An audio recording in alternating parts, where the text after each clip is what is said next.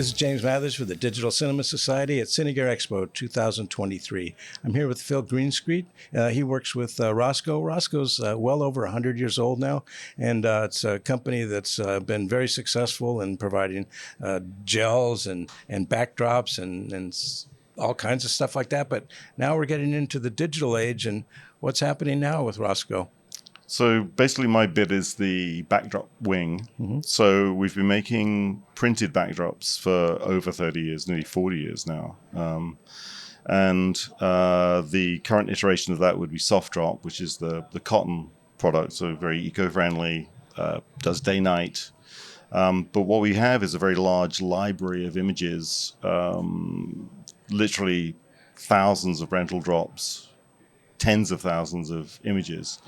And we thought, well, wouldn't it be a good time to put it up onto the LED walls?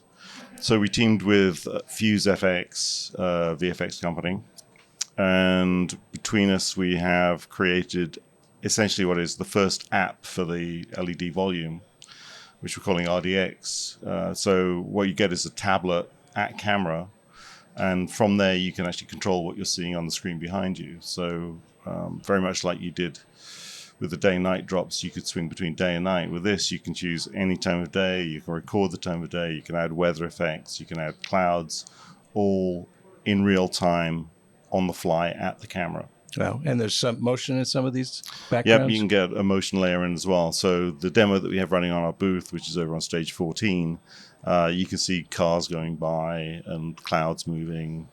And really, it's if you want to have a rocket launch in the background, yeah, we can do that too.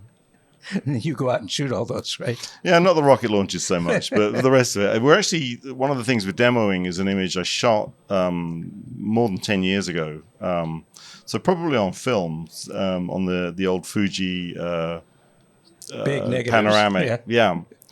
So, but there's nothing to stop us going deep back into our library and creating digital files from that, and then updating it to give you a full 24-hour cycle using that material that was originally shot on Provia.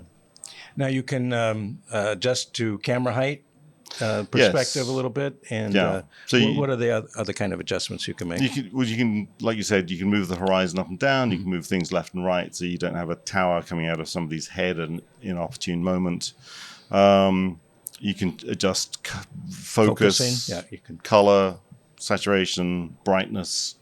Pretty much most of the functions that you would need to control the look of the wall for any given lighting situation, you can do it. And then, like I said, if you want to create rain, you can. There's a button for that as well.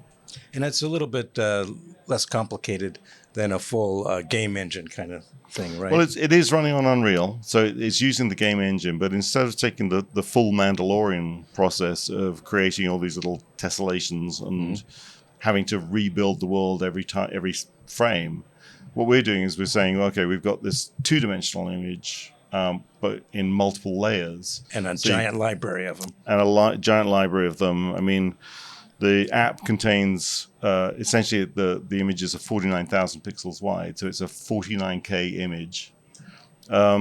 It just gives you complete flexibility. So in my day job as a cameraman, I shoot a lot of celebrity interviews, and I could just go through your library and just swipe through and pick a background, and somebody new comes up, I swipe and pick another background. It'd essentially, be relatively easy, right? I mean, right now we have a limited number because we're just getting started. The goal is to have a library of, say, 20 standard images that you can just pick from at will. And then basically, if you go back to either our image library or our rental catalog and say, hey, I want this one, then we can get that ready for the wall as well, and you can have that one, or else we'll go out and shoot custom stuff too. So of the two projects we've done, the first one's just coming out now. It was Steven Soderbergh's Full Circle. So that was a custom shoot. And then the second one was a pilot in Atlanta, and that was using the old footage that we were talking about, the Washington, D.C. stuff from a decade or so ago. Yeah, it makes a lot of sense. I think so. And it's less expensive and it's easy to use, and it fits right in with what we're already doing. So a lot of people haven't actually decided when they come talk to us whether they want to do a backdrop or whether they want to put it up on a wall. And a lot of that just comes down to a financial decision, but it doesn't really matter which you're going to do. Just call us first, and we can go down either path depending on what you ultimately choose.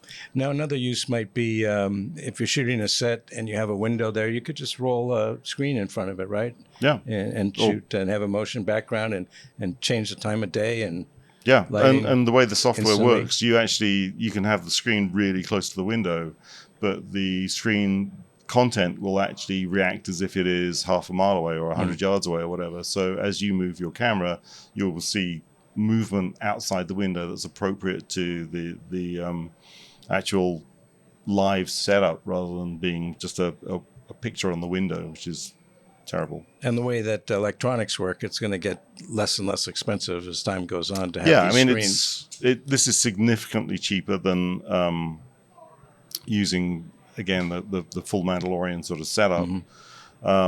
We don't provide the walls, we just provide the content, so we don't have control over the cost of the walls, but it's almost certain that the cost of the walls is coming down as well. So we've done our bit, now it's up to the other manufacturers to do their bit. Yeah, I'm eager to try it in production. Yeah, that'd be great. Thank you, Phil. You're welcome. Thank you.